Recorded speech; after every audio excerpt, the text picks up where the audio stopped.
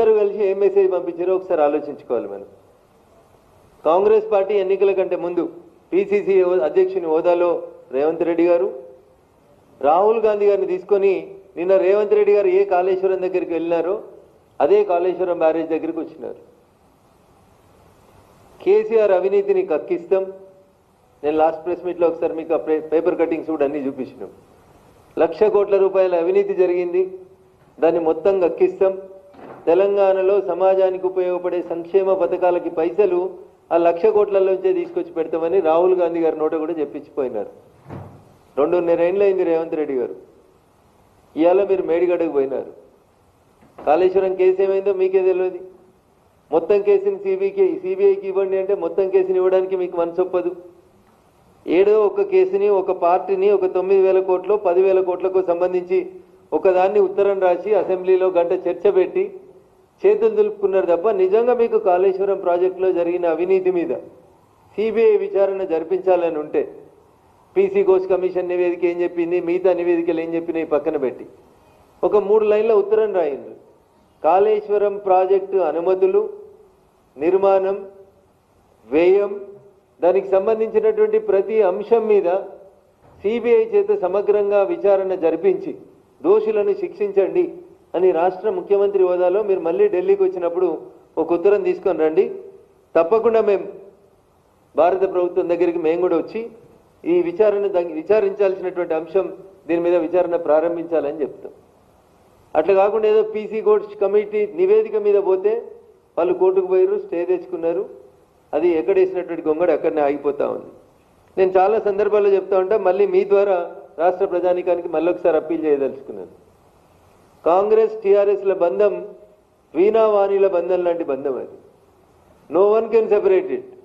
పైకి రెండు వేరు లాగానే కనబడతాయి, కానీ మీరు దానం నాగేందర్ గారు కాంగ్రెస్లో మంత్రిగా ఉండి జై తెలంగాణ అన్నోళ్ళను కొట్టిన కాడి నుంచి మొదలుకుంటే టీఆర్ఎస్ అధికారంలోకి రాగానే గంట కూడా ఆలస్యం చేయకుండా పోయి టీఆర్ఎస్ కండవా కప్పుకున్నాడు.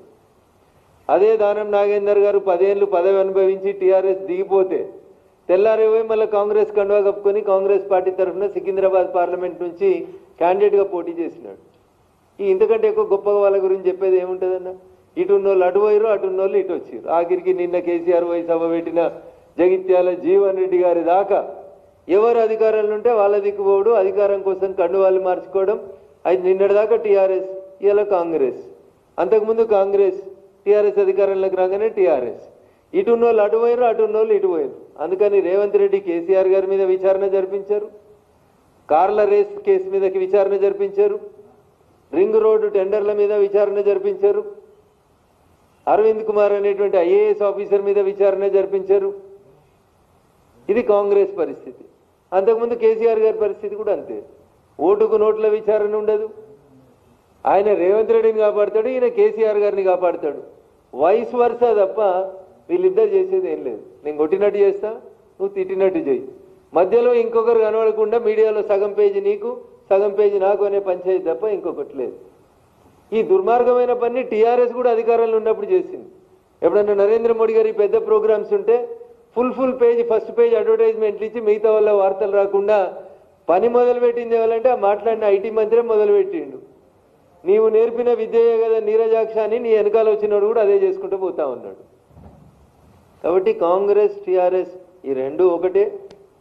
ఈ రెండింటిది వీణావాణిల బంధం తప్ప ఇంకొకటి కాదు.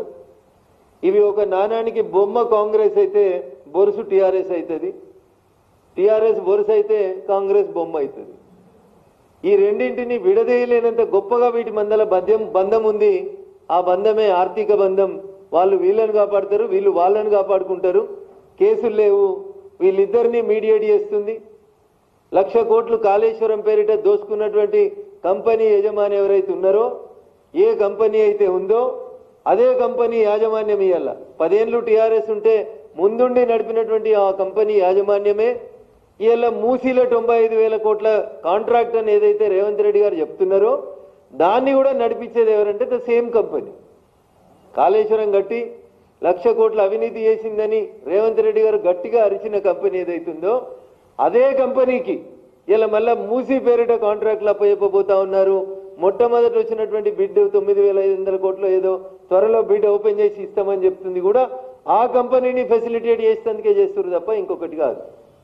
ఇంతకంటే గొప్ప బంధాలు ఏముండయి. వెనకటికి చైనాలో మావోయిస్ట్ ఉద్యమం నడిచినప్పుడు మావో చెప్తాడు, మానవ సంబంధాలన్నీ ఆర్థిక సంబంధాలనే చెప్తాడు. పైసలు ఇచ్చి పుచ్చుకోవడం బాగుంటే అన్నీ బాగుంటాయి, పైసలు ఇచ్చి పుచ్చుకోవడం బాగాలేకపోతే సంబంధాలు బెడిసి కొడతాయి. కాళేశ్వరం కట్టిన కాంట్రాక్టర్ టీఆర్ఎస్ హయాంలో 1,00,000 కోట్లు కాంట్రాక్ట్ చేస్తే ఇలా కాంగ్రెస్ అధికారంలోకి వచ్చినాక రేవంత్ రెడ్డి గారు అధికారంలోకి వచ్చిన తర్వాత మళ్ళా మూసీ పేరిట వారు ప్రతిపాదిస్తున్న 95,000 కోట్ల కాంట్రాక్టులను కూడా అందరినీ బెదిరించి అందరూ కాంట్రాక్టర్లని టెండర్లో పార్టిసిపేట్ చేయకుండా చేసి నిబంధనలన్నీ ఆ కంపెనీ యాజమాన్యానికి అనుకూలంగా వచ్చేలాగా నిబంధనలన్నింటినీ మార్చి నడిపేటువంటి సంస్థ ఏదైతుందో అది కాళేశ్వరం కట్టిన సంస్థనే మూసిని కూడా డెవలప్ చేస్తామనేటువంటి పేరు మీద ముందుకు వస్తూ ఉంది. అందుకని ఆ కేసీఆర్ రేవంత్ రెడ్డి ఇద్దరిని ఒకే దారంతో కల్పిస్తున్నటువంటి కంపెనీ ఏంటంటే కాళేశ్వరాన్ని నిర్మించినటువంటి కంపెనీ.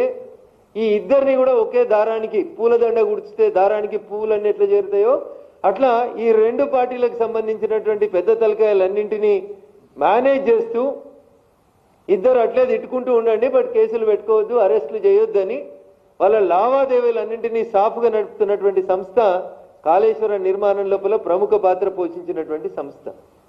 అందుకని ఈయన సిబిఐ విచారణ ఈయన అడిగాడు, ఆయన అట్లే నడిపిస్తూ ఉంటాడు. నిన్న నీళ్ల శాఖ మంత్రి అనుకుంటాడు పోయి చెప్తున్నాడు, దోషులను ఎవరిని వదిలిపెట్టాం. ఎన్ని రోజులైంది సార్? 2.5 ఏళ్ళు అయింది. ఈ నీళ్ల మంత్రి మీద అసెంబ్లీలో కేసీఆర్ మాట మాట్లాడాడు, మీకు యాదికి ఉండాలి. ఉత్తమ్ కుమార్ రెడ్డి గారు మీరు గృహ నిర్మాణ శాఖ మంత్రిగా ఉండి మీరు చేసినటువంటి కుంభకోణం మీకు సిఐడి దగ్గర ఉంది. 850 పేజీల పుస్తకం ఉంది నా దగ్గర, సిఐడి నివేదిక.